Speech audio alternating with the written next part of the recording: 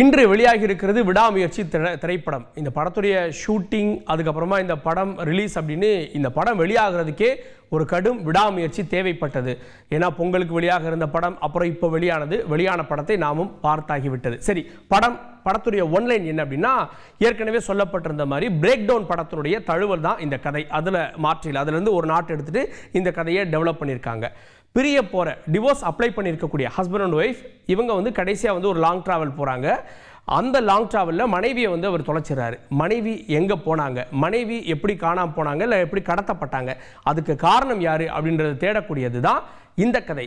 இது ஒரு சஸ்பென்ஸ் த்ரில்லரா அப்படின்னா சஸ்பென்ஸ் கொஞ்சம் இருக்குது, ஆனால் இது ஒரு ஆக்ஷன் த்ரில்லராக வடிவமைச்சிருக்காங்க அப்படின்னு தான் சொல்லணும். இதுதான் கதையினுடைய ஒன்லைன். இதில் ஃபர்ஸ்ட் ஹாஃபை பொறுத்த வரைக்கும் ஆரம்பத்தில் அஜித் லவ் போர்ஷன்லேருந்து ஆரம்பித்து அப்படியே மெல்ல கொஞ்சம் கொஞ்சமாக தான் பிக்கப் எடுக்குது. அதுக்கப்புறமா இன்டர்வெல்லாம் பார்க்குறப்போ சீட்டினுடைய நுனியிலே உட்கார வைக்கிறாங்க. அந்த அளவுக்கு இன்டர்வல் ஒரு மாஸ் இன்டர்வலாக நிறைய ட்விஸ்டோட ஒரு இன்டர்வல் முடிக்கிறாங்க. அதுக்கப்புறமா திரும்ப கதை ஆரம்பிக்கிற கதையில் லேக் இல்லாமல் கொஞ்சம் விறுவிறுன்னு போகுது. ஸோ ஃபர்ஸ்ட் ஹாஃபில் கொஞ்சம் லேக் இருக்குது, இன்னும் ஒரு 20 நிமிஷம்லாம் நல்லாவே லேக் இருக்குது அப்படின்னு சொல்லணும். செகண்ட் ஹாஃப் விறுவிறு அப்படின்னு போகுது. இந்த கதையினுடைய ப்ளஸ் அப்படின்னா இந்த கதையினுடைய திரைக்கதை தான் ப்ளஸ். காரணம் என்னென்னா, வழக்கமான அஜித் படம் மாதிரி பாட்டு, mass scene, intro song, BGM இதெல்லாம் விட்டுட்டு வேற ஒரு கதை களத்தை தேர்வு பண்ணி வேற ஒரு திரைக்கதையை வடிவமைச்சிருக்காரு மகிழ் திருமேனி. அந்த ஆங்கில படத்துடைய ஒன்லைனை மட்டும் எடுத்துட்டு அவருக்கு ஏற்ற மாதிரியான திரைக்கதையை வடிவமைச்சிருக்காரு. ஸோ இந்த ஸ்க்ரீன் பிளேவை பெரிய ப்ளஸ்ஸாக சொல்லலாம். ரெண்டாவது ப்ளஸ் அஜித்துடைய நடிப்பு.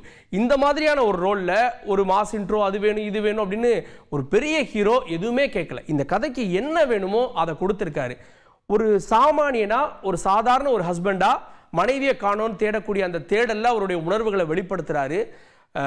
தேவையான இடத்துல துப்பாக்கி எடுறாரு, எடுத்து எல்லாரையுமே சொல்லலை, தேவையான இடத்துல துப்பாக்கி எடுக்கிறாரு, தேவையான இடத்துல அடிக்கிறாரு.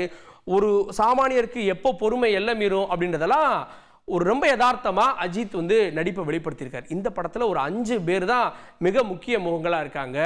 அஜித், அர்ஜுன், ஆதவ், அதே போல் த்ரிஷா, ரெஜினா அப்படின்னு ஒரு 5 பேர் தான் முக்கிய முகங்களாக இருக்காங்க. 5 பேருமே நல்லாவே ஸ்க்ரீன் ஸ்பேஸை ஷேர் பண்ணிக்கிறாங்க. அதில் முக்கியமாக விழுந்து புரண்டு அடியெல்லாம் வாங்கி நடிக்கிறது அப்படின்னா அஜித் தான்.